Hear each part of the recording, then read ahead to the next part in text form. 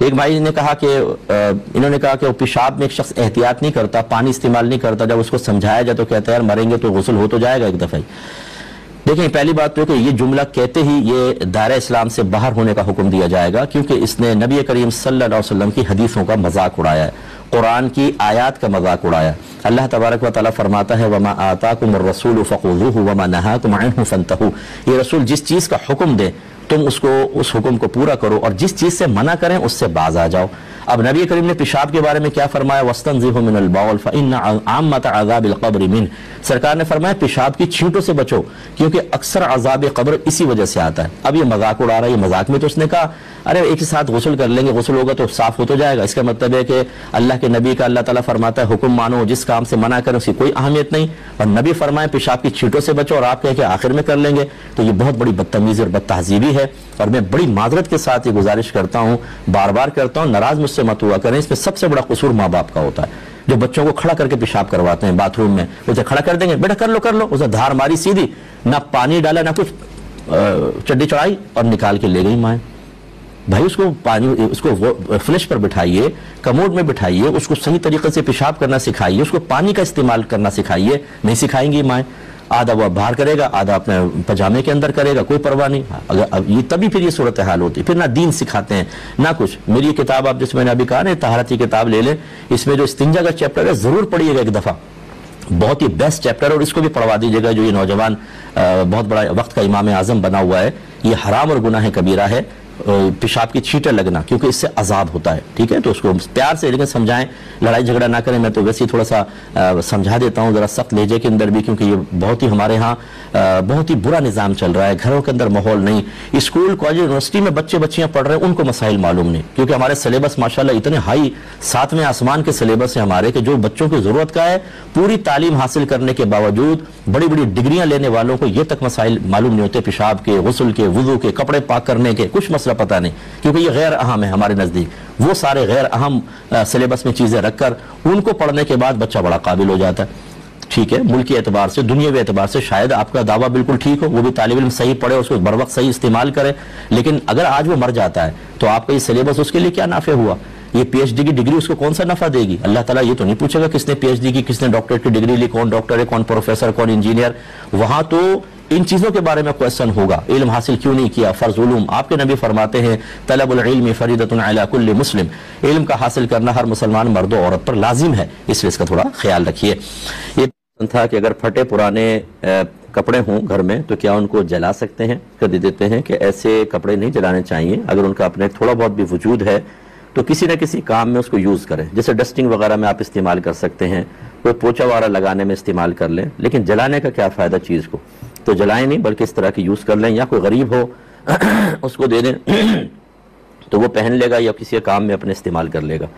یہ بھائی نے پوچھا کہ بعض اوقات ہم جیکٹ وغیرہ پہن کے یا اس طرح کی ویسٹ کوٹ وغیرہ پہن کے نماز پڑھ رہے ہوتے ہیں اور سامنے کی زپ کھول دیتے ہیں یا بٹن کھلے ہوں، تو نماز کا کیا حکم ہوگا؟ دیکھیں اگر تو بالکل ایسا ہی ہوتا نا کہ صرف آپ نے جیکٹ پہنی ہوتی، اندر کچھ نہ پہنا ہوتا، کھول دیتے تو سینہ ظاہر ہو جاتا بالکل برہنہ، تو پھر تو مکروہ تحریمی ہوتی کیونکہ اس طرح ہم لباس پہن کے عام لوگوں کے سامنے نہیں آ سکتے، تو پھر اللہ تعالیٰ کی بارگاہ میں کیسے کھڑے ہوں؟ اور اگر آپ نے نیچے کرتا وغیرہ پہنا ہوا ہے، کوئی شرٹ وغیرہ پہنی ہوئی، اس پہ جیکٹ ہے اور پھر کھول لیں، تو پھر یہ زیادہ سے زیادہ اس میں کراہت تنزیہی ہوگی، یعنی شریعت اس کو پسند نہیں کرے گی، لیکن کوئی گناہ وغیرہ نہیں ہوگا، کیونکہ عمومی طور پہ اس طرح کا لباس پہن کے ہم پبلک کے سامنے جا رہے ہوتے ہیں، زپ کھلی ہوتی ہے، بٹن کھلے ہوتے ہیں، اس میں کوئی مسئلہ نہیں ہے، اس صورت میں یہ مکروہ تحریمی نہیں ہے، یعنی آپ اس طرح نماز پڑھ سکتے ہیں۔ بھائی نے پوچھا کہ کیا گولڈ کے بنے ہوئے بٹن استعمال کر سکتے ہیں، اسی طرح چاندی کے بٹن کا کیا حکم ہوگا؟ دیکھیں گولڈ تو یوز نہیں کر سکتے، کیونکہ نبی کریم صلی اللہ علیہ وسلم نے ممبر پر جلوہ افروز ہو کر ایک ہاتھ میں سونا دوسرے ہاتھ میں ریشم لیا اور ارشاد فرمایا کہ یہ دونوں چیزیں میری امت کے مردوں پر دنیا میں حرام ہیں،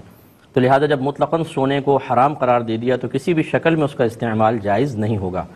باقی رہی چاندی کا لیے نبی کریم صلی اللہ علیہ وسلم نے بطور زیور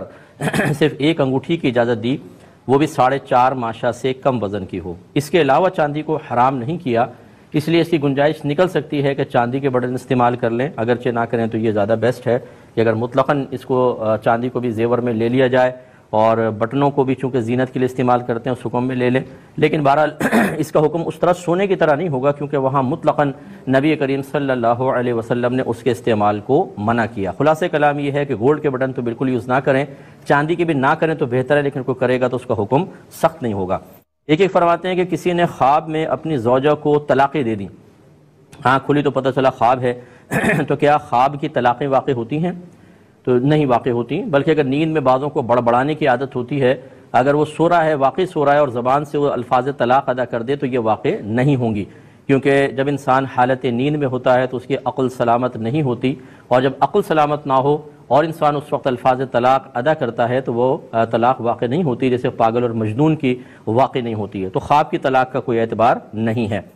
ایک کہتے ہیں کہ بعض لوگ فیس بک پر اپنی پکچر وغیرہ اپلوڈ کرتے ہیں، اس پہ بعض لوگ لکھ دیتے ہیں بھی ماشاءاللہ،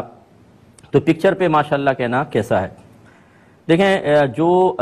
اس میں دو گروہ ہیں، ایک جو بڑا میجورٹی ہے وہ یہ کہتے ہیں کہ ڈیجیٹل کیمرے سے جو بھی پکچر لی جاتی ہے، اسی طریقے سے انٹرنیٹ وغیرہ پہ جو پکچرز آپ ڈالتے ہیں، یہ سب جو ہیں حقیقتاً تصویر نہیں ہے، بلکہ یہ ڈیٹا ہے جو مطلب پکسلز کی شکل میں ہوتا ہے اور پھر اس کو متشکل کر کے ایک پکچر بن جاتی ہے، لیکن حقیقتاً تصویر ہے نہیں۔ اسی لیے آپ کھول کر دیکھ لیں پورا موبائل، آپ کو کہیں تصویر نظر نہیں آئے گی۔ ان کے نزدیک یہ بالکل جائز ہے، اور جب پکچر ڈالنا جائز ہے تو اس پر ماشاءاللہ کہنے میں کوئی مسئلہ نہیں ہے۔ ہاں، وہ لوگ جو یہ کہتے ہیں کہ یہ پکچر بھی اسی تصویر کے حکم میں ہے جو نبی کریم صلی اللہ علیہ وسلم نے منع فرمایا، تو پکچر کو بنانا یہ بھی حرام اور اس کو لگانا یہ بھی حرام۔ ان کے نزدیک یہ ہو سکتا ہے کہ ایک حرام چیز پر جو مکروہ تحریمی ہے اس پر ماشاءاللہ کہنا کوئی سخت حکم لگ سکے تو الگ بات ہے، لیکن ہمارے نزدیک چونکہ یہ حقیقی تصویر نہیں ہے، ہم اس کی اجازت دیتے ہیں، اور اس پر اگر کوئی ماشاءاللہ لکھ بھی دیتا ہے تو اس میں شرعاً کوئی حرج نہیں ہے۔ بس یہ ہے کہ پکچر جائز ہونی چاہیے، کوئی گندی غلیظ پکچر نہ ہو کہ اس کے اوپر ماشاءاللہ کہیں تو حکم شرع دوسرا ہو سکتا ہے کہ اس میں بدتمیزی اور بے ادبی کا پہلو ہے، لیکن عام جیسے تصویریں لوگ اپنی لگا لیتے ہیں اس پہ ماشاءاللہ کہنے میں کوئی حرج ہمارے نزدیک نہیں ہے۔ ایک یہ کہتے ہیں کہ غیر مسلم سے مچھلی خریدنا کیسا ہے؟ کیونکہ دیگر جانوروں میں تو ذبح کا مسئلہ ہوتا ہے، مچھلی میں تو نہیں ہے، تو کیا ہم غیر مسلم سے خرید سکتے ہیں؟ تو جی بالکل خرید سکتے ہیں۔ ہمارے عرف میں گوشت کا لفظ جو ہے وہ دیگر جانوروں کے گوشت پر ہوتا ہے، مچھلی کے لیے گوشت کا لفظ استعمال نہیں کرتے، اس لیے اگر کوئی کہے کہ 1 کلو گوشت لا دیں تو کوئی بھی مچھلی خرید کر نہیں لائے گا، مرغی کا گوشت ہوگا، بکرے کا ہوگا یا گائے کا گوشت ہوگا۔ تو کافر کے لیے جو گوشت ہے وہ منع کیا ہے، وہ بھی ذبح کی وجہ سے، کیونکہ وہ تکبیر نہیں پڑھتے ہیں اور اس میں دیگر مسائل ہو سکتے ہیں، لیکن مچھلی میں تو ذبح کا مسئلہ ہی نہیں، نہ اس پر گوشت کا اطلاق ہوتا ہے، تو اس لیے اس کو استعمال کرنے میں یا غیر مسلم سے لینے میں کوئی حرج نہیں ہے۔ جس علاقے میں مساجد میں اس قسم کے اعلانات کا رواج ہو وہاں کر سکتے ہیں، جیسے بچوں کی گمشدگی کے اکثر اعلان آپ مسجدوں کے اندر سنیں گے، لیکن اس میں بھی ضروری ہے کہ مسجد کے باہر اعلان ہو، مائک باہر ہو، مسجد کے اندر نہ ہو۔ اس کی تھوڑی سی وضاحت مزید کریں گے ایک مختصر سے بریک کے بعد۔ بسم اللہ الرحمن الرحیم۔ تو آپ کی خدمت میں گزارش کر رہے تھے کہ مساجد میں اعلان کی 2 صورتیں ہو سکتی ہیں، ایک یہ کہ مسجد کے ہال میں ہی مائک پڑا ہوتا ہے، وہاں پہ کھڑے ہو کر اعلان کرنا، یہ تو منع ہوتا ہے، کیونکہ نبی کریم صلی اللہ علیہ وسلم نے ارشاد فرمایا کہ اگر کوئی اپنی گمشدہ چیز کا اعلان مسجد میں کر رہا ہو تو تم یوں دعا کرو اس کے لیے، اس کے خلاف دعا کرو کہ اللہ تجھے وہ چیز نہ ملائے، کیونکہ مسجدیں اس کے لیے نہیں بنی۔ تو یہ اس طرح کے اعلانات مسجد کے ہال میں کھڑے ہو کر کرنا یہ شرعاً جائز نہیں۔ اور بعض اوقات مائک جو ہوتا ہے وہ مسجد کے باہر ایک حجرہ ٹائپ بنا ہوتا ہے، کمرہ بنا ہوتا ہے، اسی میں کھڑے ہو کر اذان دیتے ہیں، جس کو آپ فنائے مسجد کہہ لیں، یا خارج مسجد ہو مائک وغیرہ، وہاں اعلان کریں، اور وہاں پہ عرف بھی ہو، یعنی یہی ماحول بنا ہوا رواج ہے کہ کوئی چیز گم جاتی ہے تو اعلان کرتے ہیں، کسی کا انتقال ہو جاتا ہے تو اعلان کرتے ہیں، بچہ گم جاتا ہے جیسے اس کے خاص طور پہ اعلانات ہوتے ہیں، تو وہاں اس طرح کے اعلان شرعاً باہر کے یا حجرے کے اندر جائز ہیں، لیکن مسجد کے ہال میں اگر مائک رکھا ہوا ہے تو شرعاً جائز نہیں ہوگا۔ میرے آقا صلی اللہ علیہ وسلم فرماتے ہیں کہ اللہ تبارک و تعالیٰ نے مخلوق کی پیدائش سے 50,000 سال پہلے ان کی تقدیریں لکھوا دی تھیں، یعنی لوح محفوظ پہ 50,000 سال پہلے ہماری مخلوق کو پیدا ہونے سے پہلے سب کچھ لکھا جا چکا ہے، لیکن اس میں تھوڑی سی تفصیل ہوتی ہے۔ آپ یوٹیوب پہ جائیں، اس پہ لکھیے گا تقدیر کا بیان بائے مفتی اکمل، اس کو ایک دفعہ سن لیں، ہم نے یہیں پہ QTV پہ بیان کیا تھا، انشاءاللہ آپ کو بڑا ہی نفع ہوگا۔ بڑوں کا ہاتھ احتراماً چومنا کیسا ہے؟ دیکھیں، بڑوں سے مراد اگر تو بہت ہی بوڑھے شخص ہیں کہ مطلب 70 سال سے اوپر کے ہیں، اب وہ چچا ہوں، ماموں ہوں، تایا ہوں، پھپھا ہوں، گنجائش نکل جائے گی، والد صاحب ہوں ہوگی۔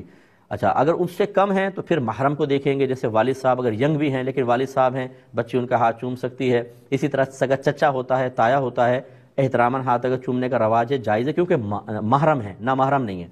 لیکن اگر نامحرم ہوں اچھا اسی طرح بہو اور سسر ایک دوسرے کے لیے محرم ہوتے ہیں، ساس اور داماد بھی محرم ہوتے ہیں، لیکن ہم اس میں احتیاط کے حکم دیتے ہیں کہ زیادہ کلوزنس مناسب نہیں ہے۔ اگرچہ محرم ہے، بہو اپنے سسر کے ساتھ سفر کر سکتی ہے، اسی طرح ساس اپنے داماد کے ساتھ سفر کر سکتی ہے، لیکن یہ لکھا ہے کہ اگر ساس جوان ہو یا سسر جوان ہو تو تھوڑا سا احتیاط کرے بچی، اور اس طرح داماد تھوڑا احتیاط کرے کیونکہ اس میں فتنے کا اندیشہ ہو سکتا ہے۔ باقی جیسے میں نے بتایا اگر کوئی نامحرم بھی ہے خاندان کے لیکن بہت ہی ضعیف ہو چکے ہیں تو پھر احتراماً ان کا ہاتھ چوما جا سکتا ہے، ورنہ احتیاط ہی کرنی چاہیے۔ یہ کہتے ہیں یہ بھی آفر کویسچن تھا کہ میں ایک ٹیچر ہوں ایک اسکول میں، جب بچے غیر حاضر ہوتے ہیں تو ہم غیر حاضری لگاتے ہیں، لیکن ہماری مینجمنٹ یہ کہتی ہے اسکول کی کہ 80% حاضری یا 90% انہوں نے کچھ لکھا تھا، میرے ذہن سے نکلا کہ یہ تو ہمیں کم از کم ضرور شو کرنی ہے ورنہ اسکول کا امیج خراب ہوتا ہے، لہذا اگر کوئی بچہ غیر حاضر بھی ہو آپ اس کی حاضریاں لگا دیا کریں تاکہ ہمارا امیج خراب نہ ہو۔ اب یہ ٹیچر کہتے ہیں کہ یہ ایک جھوٹ لکھنا، ایک امانت میں خیانت، میں مینجمنٹ کی بات مان کے لکھوں یا نہ لکھوں، کیا حکم شرع ہوگا؟ دیکھیں یقینی سی بات ہے کہ جھوٹ تو ہے، غلط ہے، میں آپ کو مشورہ دوں گا کہ آپ رجسٹر بنائیں اور جو طالب علم کے حاضری اس کی کم ہوں اس کے آخر میں پرسنٹ نہ لکھیں بلکہ ان کے سامنے رکھ کر کہیں کہ حضور یہ اتنی ہیں، آپ اس میں پرسنٹ کمپلیٹ کر دیجئے، وہ کر دیں۔ آپ کوشش کریں کہ جھوٹ نہ لکھیں ہر طرح امکان، لیکن اگر صورتحال یہ ہو کہ آپ اگر اس پہ کم از کم صرف 80% یا 90% نہیں لکھتے ہیں اور آپ کو نوکری سے نکال دیں گے، دوسری کوئی جاب آپ کے پاس اچھی ہے نہیں، تو دل میں کراہت رکھ کر گناہ میں تعاون کی نیت نہ ہو، صرف ویسے جیسے میں یہاں لکھ دوں 80% اس طرح آپ لکھیں کہ کوئی مطلب گناہ میں تعاون کی نیت نہ کریں، اللہ تعالیٰ آپ سے امید ہے کہ درگزر فرمائے گا۔ مینجمنٹ کو کچھ خدا کا خوف دلائیں۔ اسی طرح بچوں کے وہ چھٹیاں کر رہے ہیں، جو چھٹی کرے گا وہ کیا پڑھے گا، جو کیا پڑھے گا وہ کیا ایگزام دے گا، وہ آگے چل کے ملک کو کیسے سنبھالے گا، لیکن یہ اپنے اسکول کے امیج بنانے کے چکر میں ایسے نکمے بچوں کی حاضریاں پوری کر کے اور ان کو اچھے نمبر دے کر اور ان کو ثابت کرتے ہیں ڈگریاں دے کر کہ یہ اس قابل ہے کہ ملک کی باغ دوڑ ان کے حوالے کر دی جائے۔ ہر ایک کوئی معذ اللہ ایسا نہیں ہے کہ گورنمنٹ میں اگر ہو تو وہ اسی طریقے سے جیک لگ کر آگے آتا ہے، لیکن بہرحال اگر یہ ایسے بچے آ جائیں تو یقینی سی بات ہے کہ یہ اگر ان میں کوئی نکمہ ہوگا تو ملک ادارہ کوئی کمپنی اس کے لیے نقصان کا باعث ہے، ایسا حرکت نہیں کرنی چاہیے۔ یہ کہتے ہیں کہ یو ایس اے میں بعض اوقات جو مرد حضرات ہوتے ہیں وہاں کے پیپرز حاصل کرنے کے لیے ایک وہاں پہ شادی شو کرتے ہیں، شادی کرنی ہوتی ہے اور وہاں کا لاء ہے کہ دوسری آپ کی بیوی نہیں ہونی چاہیے، اور اگر ہے تو پہلے آپ اس کو طلاق دے، پھر آپ کا پھر یہ آپ کی دوسری شادی ویلڈ مانی جائے گی اور اس پر پیپرز بن سکتے ہیں۔ وہ کہتے ہیں کہ بعض اوقات چیٹ کرنے کے لیے، گورنمنٹ کو دھوکہ دینے کے لیے ارادہ طلاق نہیں ہوتا لیکن ایک ڈائیورس پیپر تیار کر لیا جاتا ہے، وہ جمع کرا دیتے ہیں، اس سے طلاق واقع ہوگی یا نہیں ہوگی؟ دیکھیں بالکل طلاق واقع ہوگی، چاہے آپ کا دینے کا ارادہ نہ ہو، انسان مذاق میں الفاظ طلاق کہے اور صرف دھمکانے کے لیے ڈرانے کے لیے طلاق باقاعدہ لکھ دے، اس پہ سائن وغیرہ کر دے، ہر صورت میں طلاق واقع ہوتی ہے۔ لہذا جو حضرات معذرت کے ساتھ یہ لفظ میں کہہ رہا ہوں، ہر ایک چونکہ ایسا ہوتا نہیں، جو امریکہ کو یا یو کے کو جنت سمجھے بیٹھے ہیں کہ بس کسی طرح جنت حاصل ہو جائے، چاہے کسی بھی طریقے سے حاصل ہو، انہیں ہو سکتا ہے آخرت میں بہت پچھتانا پڑے۔ باہر رہنا منع نہیں ہے، اس کے لیے جائز کوششیں کرنا منع نہیں ہے، وہاں رہتے ہوئے بہت سے امور میں آپ کو کمپرومائز کرنا ہوتا ہے، جیسے بہنیں برقع نہیں پہن سکتی، پورا نقاب نہیں کر سکتی، شریعت یہ نہیں کہتی کہ آپ وہاں سے چھوڑ کر پاکستان میں آ کر باقاعدہ پردہ کریں، آپ وہیں کے اعتبار سے آپ کو رعایت بھی ملے گی، لیکن اس کی اجازت نہیں ہو سکتی کہ آپ اپنے آپ کو کافر لکھوا کے کاغذات بنوا لیں، آپ وہاں کے کسی چرچ میں جا کر وہاں کے کسی عورت سے شادی کریں اور اپنے آپ کو باقاعدہ ظاہر کریں کہ میں کرسچن ہو چکا ہوں۔ اس کی اجازت نہیں دے گی کہ آپ وہاں کی گورنمنٹ کو دھوکہ دیں۔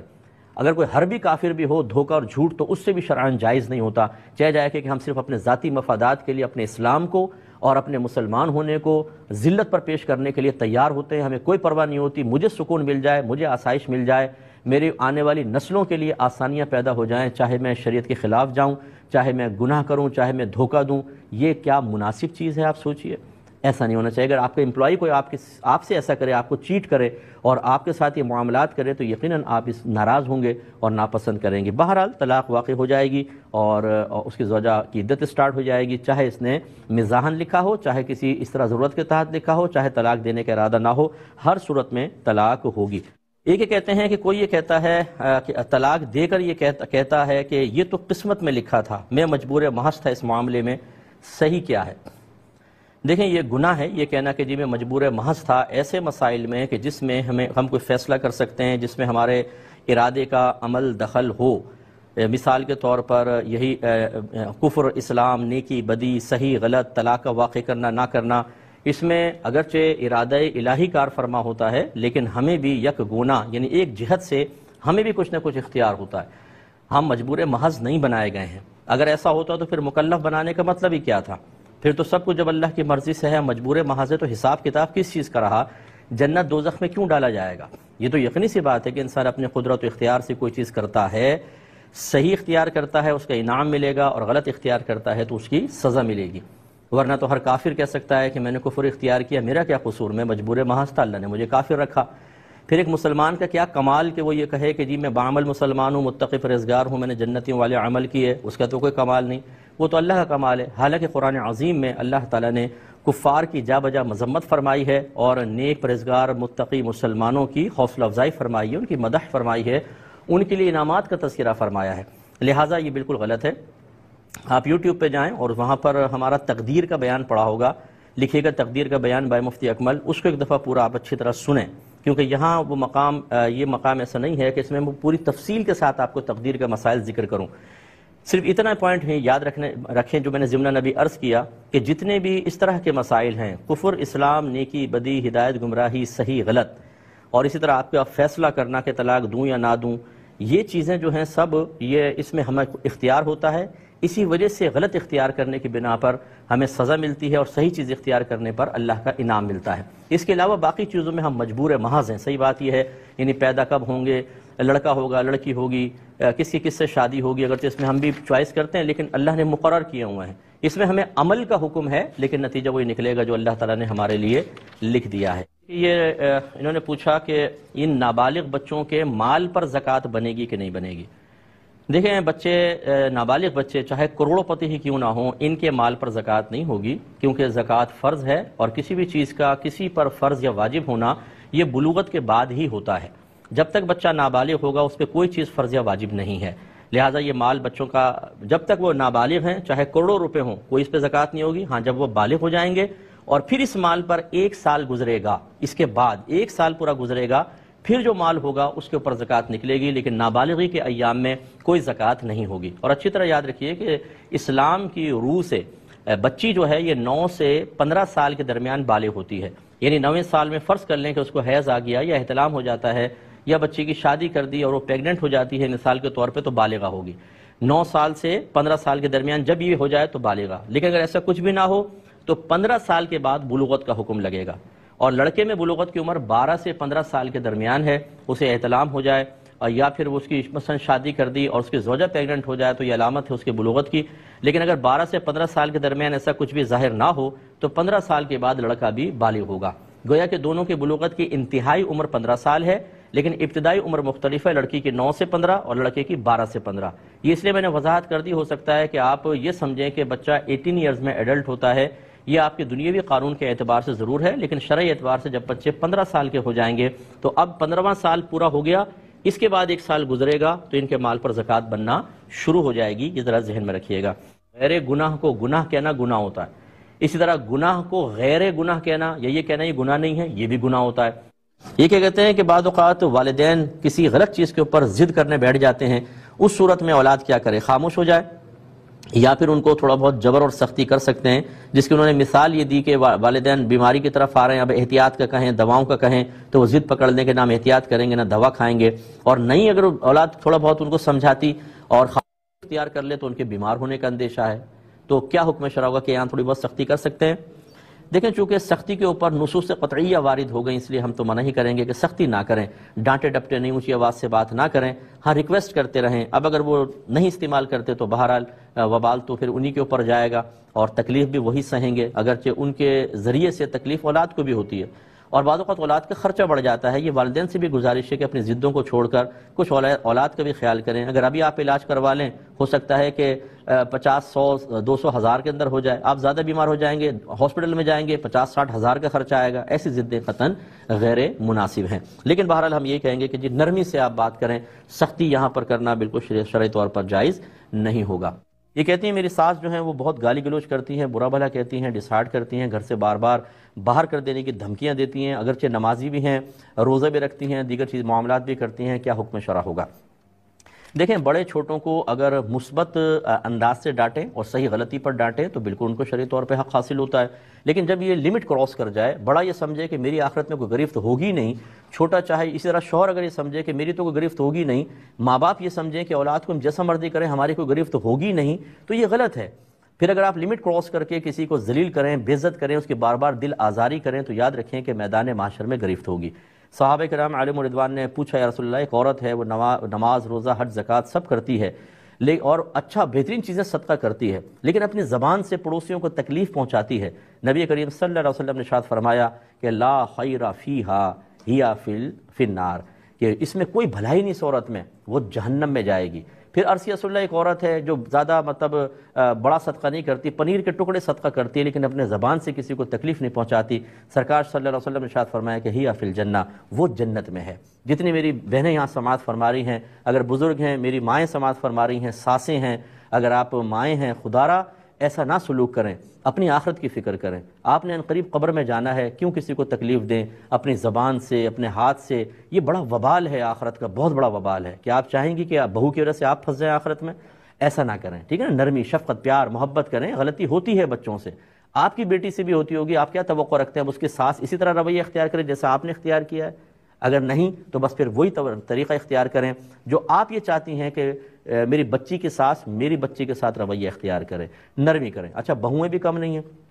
دماغ فریش ہوتے ہیں اور تیز ہوتی ہیں۔ سامنے والا بوڑھا ہوتا ہے، اس کو جان بوجھ کے چڑھانا، جان بوجھ کے اس کو تکلیف پہنچانا، جان بوجھ کے ہرٹ کرنا، یہ لڑکیاں بھی کم نہیں ہیں اور ڈرامے دیکھ دیکھ کے تو انتہائی ماہر ہو چکی ہیں۔ تو یہ بھی غلط طریقہ کار ہے۔ آج کسی کی ماں کو آپ تنگ کر رہے ہیں، یاد رکھیں آپ کا بیٹے کی شادی ہوگی، پھر آپ ساس بن جائیں گی، اس کی جگہ آپ ہوں گی، اور پھر جو آپ سے زیادہ فریش بہو آئے گی وہ آپ کا حشر کیا کرے گی وہ بھی آپ دیکھیے گا۔ جانبین سے خوف خدا پیدا کریں اور کوئی بھی کسی پر زیادتی نہ کریں۔ یہ کہتے ہیں کہ یہ کبوتر باز لوگ جو ہوتے ہیں یہ بعض اوقات کبوتروں کی ٹولیاں اڑاتے ہیں اور پھر کبوتر آپس میں مل جاتے ہیں، کسی کے کبوتر کو اتارتے ہیں اور پکڑ لیتے ہیں، تو یہ کبوتر دوسرے کا پکڑ لینا اس طرح کیا شرعی حیثیت رکھتا ہے؟ اور کہتے ہیں کبھی ایسا ہوتا ہے کہ جب کبوتر پکڑ لیتے ہیں تو اس پہ ماشاءاللہ کہتے ہیں جو ماشاءاللہ ہم نے 4 کبوتر پکڑ لیے، اس پر ماشاءاللہ کہنا کیسا ہے؟ دیکھیں اس طرح کبوتر کسی کا اتار لینا، پکڑ لینا، بلکہ اگر خود بخود اڑ کر آپ کی چھت پر آ گیا تو بغیر تحقیق کیے کہ کس کا ہے اس کو اپنی ملکیت میں لینے کی نیت سے لے لینا، یہ دونوں گناہ ہوتے ہیں۔ اگر کسی کا آپ اتار لیتے ہیں جان بوجھ کے، سامنے وہ چھت پہ موجود ہے لیکن آپ اپنی ٹیکنیک سے اتار لیتے ہیں، یہ تو ایک ڈاکہ ہے، ڈاکہ کہ آپ سامنے اس کا مال اس کو لے رہے ہیں۔ اور اگر ویسے اڑ کر آ جاتا ہے تو لقطے کے حکم میں ہے کہ اصل مالک کی آپ کو تھوڑی بہت تلاش کرنی پڑے گی۔ اب اگر اس دوسری صورت میں مالک نہ ملے تو پھر آپ غریب ہیں خود رکھ لیں، ورنہ نامعلوم مالک کی طرف سے صدقہ کر دیں۔ لیکن جو یہ باقاعدہ ٹکڑیاں لڑا کر اور پھر اتارا جاتا ہے اور اپنی ملکیت میں لیا جاتا ہے، یہ حرام اور گناہ کبیرہ ہے اور ڈاکہ ہے۔ یہ موبائل چھیننے والا تو اس کو کیوں گالیاں بکتے برا بھلا کہتے ہیں؟ آپ بھی تو بہت بڑے ڈاکو ہیں کہ آپ کسی کا کبوتر اتار رہے ہیں، چاہے اس کو کھیل کود کہہ کر اتار رہے ہیں، غلط ہے۔ اور جب یہ ایک حرام اور گناہ کبیرہ چیز ہو گئی، اس کے اوپر ماشاءاللہ کہنا، ماشاء اللہ کا مطلب ہوتا ہے جو اللہ نے چاہا۔ اس کا مطلب آپ یہ کہنا چاہ رہے ہیں کہ یہ چوری اللہ نے کروائی، ڈاکہ اللہ نے کروائی، اللہ تعالیٰ ایسا چاہتا ہے، تو اللہ تعالیٰ کی طرف سے اس طرح اس کی مشیت کی طرف گناہ کی نسبت کرنا، یہ انسان کو بے ادبی کی وجہ سے دائرہ اسلام سے باہر کروا دے گا۔ اس لیے ایسے جو حضرات ہیں ان کو چاہیے کہ اللہ کی بارگاہ میں توبہ کریں۔ خدا را ایسے کھیل نہ کھیلیں کہ وقتی طور پہ آپ کو حفظ نفس ہو، آپ گالیاں بکیں اس کے اندر، لیکن گالیاں بکیں، اس طرح حرام کام کریں، یہ مزے آپ کو آخرت میں بہت مہنگے پڑ سکتے ہیں۔ اس سے بہتر ہے کہ سارے اپنے کبوتر بیچ دیں، ختم کر دیں، یہ بہت بہتر ہے۔ اگرچہ یہ ایک بہت بڑے پہاڑ کی طرح ہے کہ جو کبوتر باز ہوتے ہیں وہ تو سالوں کے اندر اپنے کبوتر بناتے ہیں، ان کو ٹرین کرتے ہیں اور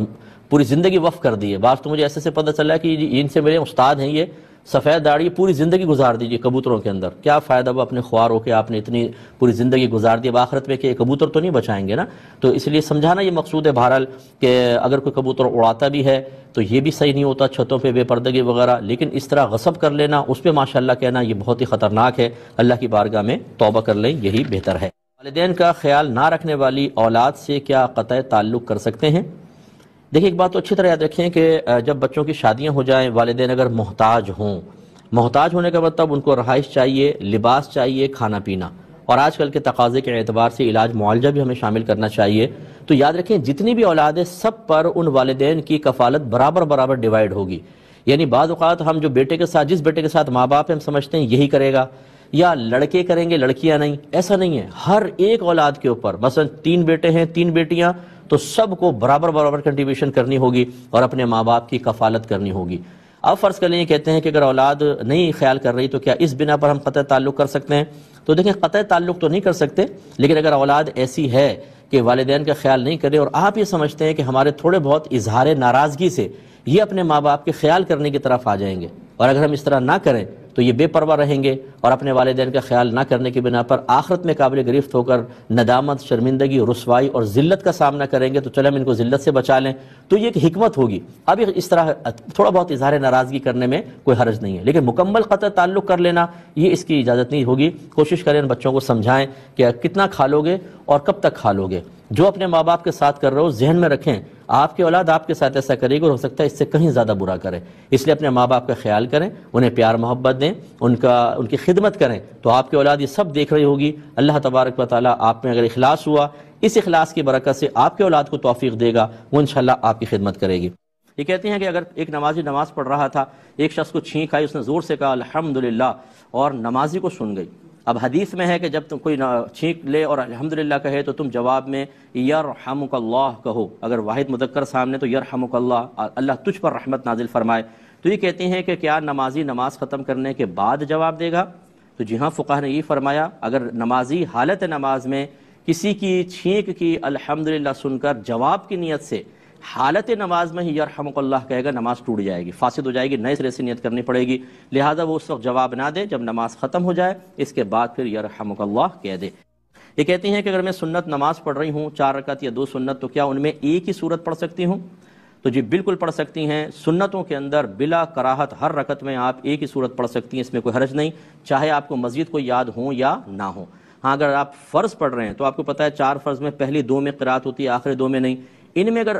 کئی صورتیں یاد ہیں تو بہتر ہے کہ الگ الگ پڑھیں، اور اگر یاد نہیں تو پھر ایک ہی صورت دونوں میں پڑھ سکتے ہیں۔ اگر کئی صورتیں آپ کو یاد ہیں پھر بھی آپ نے ایک ہی صورت ان دونوں کے اندر پڑھی تو زیادہ سے زیادہ مکروہ تنزیہی ہے، یعنی شریعت نے پسند نہیں کیا، لیکن گناہ نہیں ہے، بہتر ہے کہ علیحدہ علیحدہ پڑھیں، ورنہ آپ کوئی سی بھی پڑھ سکتے ہیں۔ اسلام میں حرام کھانا کیا کفر ہے؟ دیکھیں یہاں 2 صورتیں ہیں، پہلے تو یہ دیکھا جائے گا کہ وہ حرام کیسا ہے، ایک حرام قطعی ہوتا ہے اور ایک حرام ظنی ہوتا ہے، یعنی اگر کسی چیز کا حرام ہونا قرآن کی واضح آیت سے ثابت ہو تو اس کو کہتے ہیں حرام قطعی، اور اگر حدیث وغیرہ سے ثابت ہو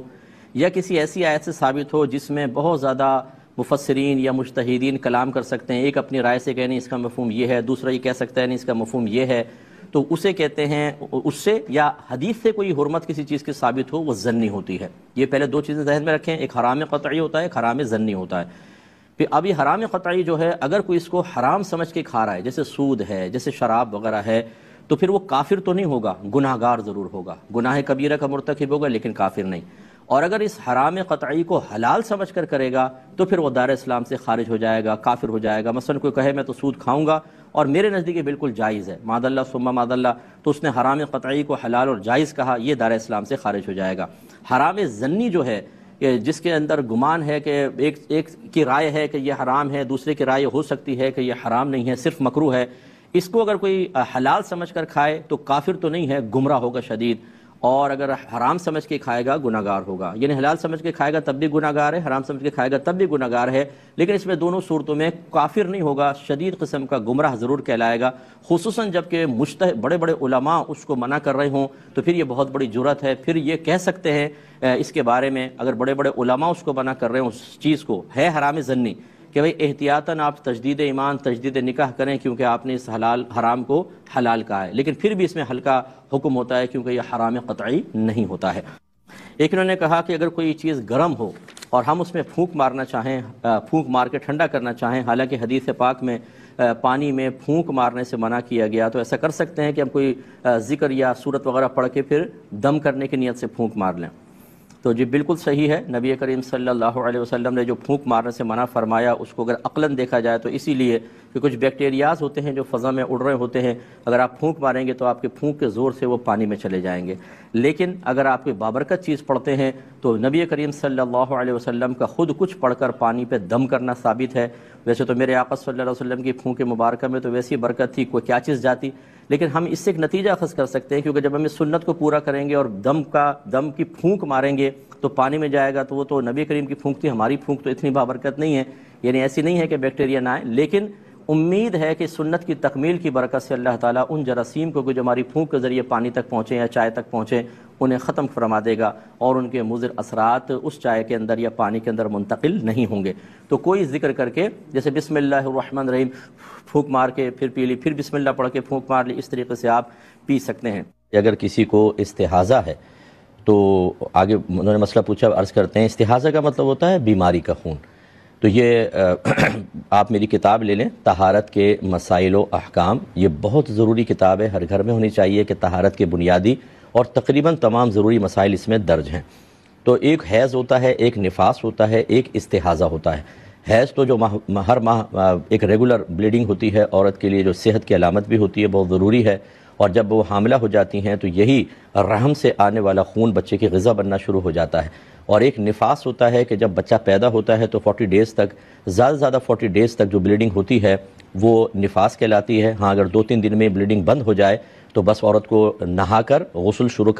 نماز شروع کرنی چاہیے۔ یہ جو ہماری بڑی بوڑھیاں کہتی ہیں کہ 40 دن تک بچی پاک ہی نہیں ہوتی ہے، اور وہ اگر 1 ہفتے میں پاک ہو گئی تو 3 ہفتے کی اور آگے کی نمازیں سب خود قضا کروا دیتی ہیں، یہ حرام اور گناہ کبیرہ ہے۔ ان 2 کے علاوہ اگر کوئی بلیڈنگ ہو رہی ہوتی ہے اس کو استحاضہ کہتے ہیں، بیماری کا خون۔ اس میں کہتی ہیں اگر کسی کو استحاضہ جاری ہے تو کیا وہ ہر نماز کے لیے الگ وضو کرے گی، اور اگر کوئی چیز ایسی رکھی ہے کہ خون کپڑوں تک نہ پہنچے تو کیا اس کو بھی چینج کرنا ہوگا یا نہیں؟ تو بالکل ان کو ایسے ہی کرنا چاہیے۔ اس میں تھوڑی تفصیل ہے لیکن آسان الفاظ میں یہی ہے۔ چلیں یوں میں عرض کر دیتا ہوں کہ جیسے آپ نے استحاضہ بہن کو جاری ہے، اس نے جب وضو کیا بالکل بلیڈنگ نہیں ہو رہی تھی، حتیٰ کہ نماز پڑھی تب بھی نہیں ہو رہی، یہاں تک کہ دوسری نماز کا وقت شروع ہو گیا، تو اب یاد رکھیں اس کا وضو نہیں جائے گا، کیونکہ جو وضو توڑنے کا سبب تھا استحاضہ یہ پایا ہی نہیں گیا۔ اس وقت کے اندر تو ویسے ہی کام نہیں کرتا، لیکن چونکہ آیا ہی نہیں تو ایسا نہیں ہوگا کہ اگلا وقت آئے تو پچھلی نماز کے لیے کیا گیا وضو بریک ہو جائے۔ ہاں اگر ایسا ہے کہ جس وقت وضو کر رہی تھیں اس وقت بھی استحاضہ جاری تھا، یا نماز پڑھتے ہوئے محسوس ہوا کہ بلیڈنگ ہے یا بعد میں چیک کیا، تو اس وقت کی نماز تو ہو جائے گی، لیکن جیسے ہی اگلا وقت داخل ہوگا یہ وضو چلا جائے گا، تازہ وضو کرنا ہوگا۔ اور ہر مرتبہ ایسا ہی کریں کہ جو چیز ہے اس کو جو رکھا ہوا ہے اس کو آپ چینج کریں گے، کیونکہ وہ ناپاک ہو گیا ہے۔ ہاں اگر اتنے تسلسل سے بلیڈنگ ہو رہی ہے کہ چینج کریں پھر دوبارہ ایسی ہوتا ہے تو پھر اس کو چھوڑ بھی سکتے ہیں، لیکن ایسا ہوتا نہیں ہے عمومی طور پر۔ تو اگر کوئی مہنگی چیز ہے جیسے پیڈز وغیرہ لاتے ہیں خرید کر، تو کوئی کپڑا گھر کا رکھ لیں، وہ اس کو پھر چینج کر دیں، پھر دھو لیں، اس کو دوسرا کپڑا رکھ لیں، اس طریقے سے کر سکتے ہیں، لیکن بہرحال اس کو اگلی نماز کے لیے چینج کرنا چاہیے۔ ایک 10-11 سالہ بچہ اگر نماز پڑھ رہا ہے تو بعض لوگ آ کے اس کو ہٹا کے سائیڈ میں کر دیتے ہیں اور خود نماز پڑھنا شروع کر دیتے ہیں۔ کیا حکم شرع ہوگا؟ کیا بچے کی نماز رہے گی یا ٹوٹ جائے گی؟ لیکن پہلی بات تو یہ کہ اگر بچے کے 3 قدم انہوں نے چلوا دیے، ہٹایا بچے نے 1 2 3 قدم، تو بچے کی نماز ٹوٹ گئی، اسے دوبارہ نماز یعنی نیت دوبارہ باندھنی ہوگی، یہ تو ٹوٹنے کا مسئلہ ہو گیا۔ اب ذرا جو جتنے ہمارے بزرگان دین سن رہے ہیں وہ ذرا سماعت فرمائیں، مسئلے ہمیں بالکل پتہ نہیں ہوتے، دین کی ABC ہم نے سیکھی نہیں ہوتی، لیکن یہ 45 سال سے نماز پڑھ رہے ہیں، ان کے سفید داڑھی ہے، یہ صاحب جو ہیں مسجد کے انتظامات میں حصہ لیتے ہیں، تو سب سے بڑے مسجد کے مفتی یہی ہیں، یہ جو کریں گے وہ صحیح کریں گے۔ اب اچھی طرح سمجھ لیں کہ شرعی مسئلہ کیا ہے۔ یہ یاد رکھیں کہ جو نیت کا اہل ہو، جس کو شریعت نے جس کی نیت کو ویلڈ مانا ہے، وہ مسلمانوں میں 7 سال کا بچہ ہوتا ہے، یعنی جب وہ 8ویں سال میں لگ جائے تو وہ باقاعدہ نیت کا اہل کہلاتا ہے۔ اس سے چھوٹا بچہ جو ہوتا ہے اگر نماز کی نیت باندھ بھی لے تو اس کی نماز نہیں کہلاتی، کیونکہ وہ نیت کا اہل نہیں ہے۔ ہاں اگر سمجھدار بچہ ہے 6-6.5 سال کا مثلا اور بڑا بھی لگتا ہے تو ٹھیک ہے، اس کا بھی اعتبار کرنا چاہیے، لیکن عمومی طور پہ نیت کا اہل 7 سال کا بچہ ہوتا ہے، اسی لیے اس کو سمجھدار بچہ کہتے ہیں۔ یہ اعلیٰ حضرت امام علیہ سنت دیگر اکابرین نے فرمایا کہ اگر تو بچے جماعت کے ہونے سے پہلے ہی 2-4 جمع ہیں تو ترتیب یہ ہوگی کہ پہلے بڑے ہوں گے پھر بچے پیچھے کھڑے ہوں گے، لیکن اگر ایسا نہیں ہے، 7 سال سے بڑی عمر کا بچہ اور وہ صف کے بیچ میں کھڑا ہو گیا، کہیں پر بھی کھڑا ہو گیا، تو چونکہ وہ نیت کا اہل ہے، اور جو نیت کا اہل ہوتا ہے وہ جماعت میں مکمل طور پہ شامل ہونے کی صلاحیت رکھتا ہے، اور اس سے قطع صف نہیں ہوگی۔ قطع صف اس سے ہوتی ہے، صف کٹتی اس سے ہے جو نیت کا اہل نہیں ہوتا۔ تو اتنا چھوٹا بچہ اگر شامل ہوتا تو اس کو پیچھے کر سکتے تھے، لیکن جو 7 سال کا بچہ ہے وہ تو نیت کا اہل ہے، جہاں چاہے کھڑا ہو جائے۔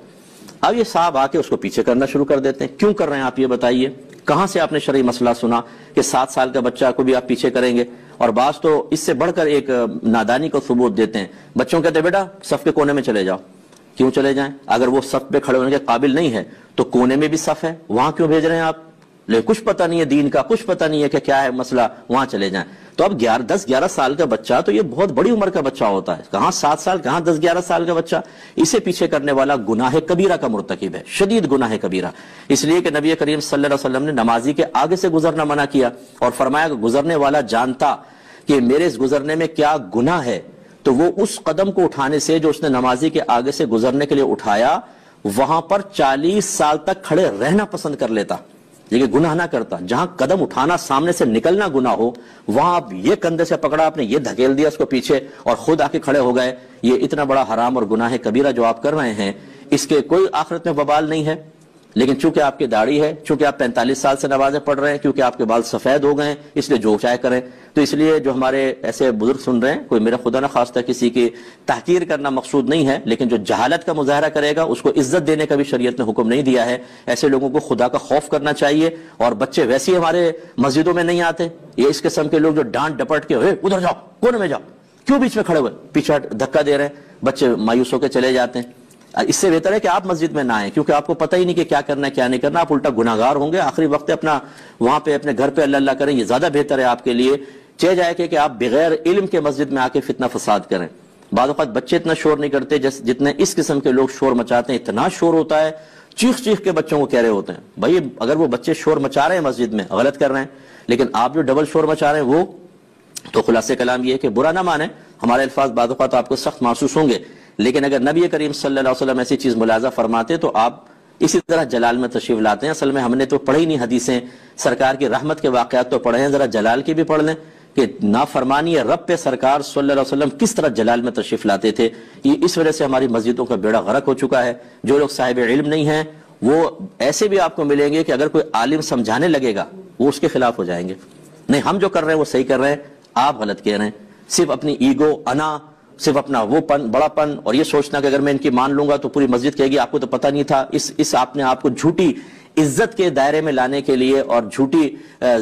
حقیقی ذلت سے بچانے کے لیے اس طرح کے معاملات، تو بہرحال ایسے بچوں کو بالکل نہ روکا جائے۔ یہ کہتے ہیں کہ ان کے والد حج پر جا رہے ہیں، ان پہ قرضہ کوئی بھی نہیں ہے، لیکن وسوسہ ہے کہ شاید مجھ نے کسی کا قرضہ دبا لیا ہو یا میرے اوپر قرض ہو، تو کیا حکم ہوگا کہ حج ہو جائے گا کہ نہیں؟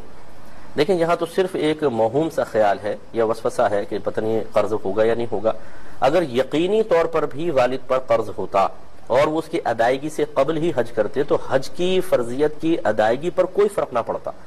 بہتر تو یہ ہوتا ہے کہ انسان پہلے قرض ادا کرے، حج عمرہ بعد میں کرے، لیکن اگر وہ چلے جاتے تو حج بہرحال ہو جاتا۔ اور یہاں تو صورتحال یہ ہے کہ حقیقی طور پہ قرض نہیں، ایک وسوسہ ہے، تو لہٰذا اس قسم کے کسی وسوسے کو دل میں جگہ نہ دیں، وہ تشریف لے جائیں، انشاءاللہ حج ہو جائے گا۔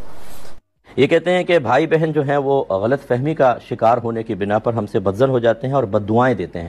تو کیا ان کی بد دعاؤں کا کوئی اثر ہوگا؟ دیکھیں مسئلہ یہ ہے کہ سب سے پہلے رفع بدگمانی کی، سب سے پہلے تو آپ یہ سمجھ لیں کہ آپ کو کوئی ایسا کام نہیں کرنا چاہیے کہ سامنے والا بدگمانی کا شکار ہو، حتی الامکان اس سے بچیں۔ جیسے پھر فرض کر لیں کہ کسی نے کہا بھائی ہمارے سامنے بیٹھ کے تم موبائل یوز نہ کیا کرو، چپ کے تم کرتے رہتے، پتہ نہیں کیا میں بدگمانی پیدا ہوتی، تو نہ کریں استعمال وہاں پہ بدگمانی۔ اگر آپ سمجھتے ہیں کہ آپ اگر 4-5-6 افراد خاندان کے بیٹھے ہیں اور آپ خسر پسر ایک کے ساتھ کر رہے ہیں اور باقی سب بدگمان ہو رہے ہیں کہ شاید ہماری کوئی غیبت چغلیاں کر رہے ہیں، تو سامنے نہ کریں نا آپ خسر پسر، ہم جان بوجھ کے کرتے ہیں پھر ایسا ہوتا ہے۔ دوسرا یہ کہ اگر فرض کر لیں کسی کے دل میں بدگمانی پیدا ہو گئی تو رفع بدگمانی کی کوشش کریں کہ بدگمانی اٹھ جائے، یہ نہ کریں ارے کرتا ہے تو کرنے دیں، ہمیں کیا نہیں، آپ تھوڑا سا دیکھیں بھائی آپ کیوں ہم سے ناراض ہیں، کیا وجہ ہے، آپ اس کو دور کرنے کی کوشش کریں، غلط فہمی کو ختم کریں۔ اور اس کے باوجود بھی اگر نہیں ہوتا، بعض ڈھیٹ قسم کے ہوتے ہیں اور خواہ مخواہ اس میں شوشے نکال کے کرتے ہیں، تو پھر اللہ کی پناہ مانگیں اور اللہ کی بارگاہ میں حاضری دیں اور ان کی کوئی پرواہ نہ کریں، پھر ان کے کوئی مکر، کوئی فریب، کوئی بد دعائیں آپ پر بالکل اثر انداز نہیں ہوں گی۔ اگر آپ کا قصور نہیں ہے، ڈرنے کی بالکل ضرورت نہیں ہے۔